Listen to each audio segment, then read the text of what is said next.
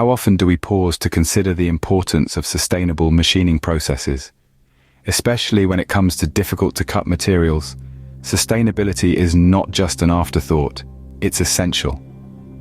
Let's delve into this critical topic. Machining is not a simple process. It demands precision, endurance, and most importantly, sustainability. In the past, the durability of the machining process was increased by using a surface coating on the cutting edge. However, there is a growing concern about the harmful impact of using cutting fluids, or CFs, particularly during the machining of challenging materials. As a result, there is a pressing need to study the function of improved tool coatings in reducing the use of such ecologically damaging substances. Enter improved tool coating processes, such as chemical vapor deposition and physical vapor deposition, and advanced cooling techniques like minimum quantity lubrication. These innovative methods hold the promise of preserving the sustainability of difficult-to-cut materials like Nimonic C-263 during the turning process. But how do we measure their effectiveness? Cutting temperature, force, chip reduction coefficient, and surface roughness are all parameters that can be compared to assess machinability. Surface and subsurface modifications are also scrutinized to ensure product dependability and longevity under harsh conditions.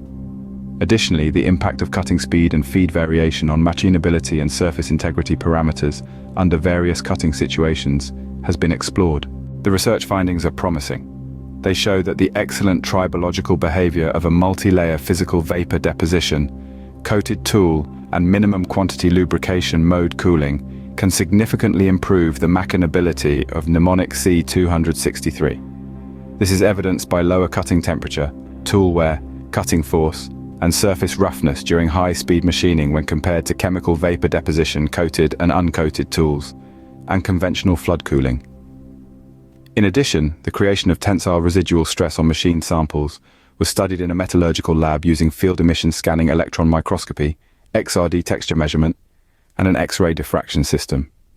The results obtained in both rough and finish machining modes clearly support the use of physical vapor deposition coated tools in a dry environment as a sustainable method for achieving green machining. In conclusion, the research underscores the crucial role of improved tool coating processes and advanced cooling techniques in preserving the sustainability of difficult-to-cut materials. As we continue to push the boundaries of machining, these findings offer a blueprint for a more sustainable future.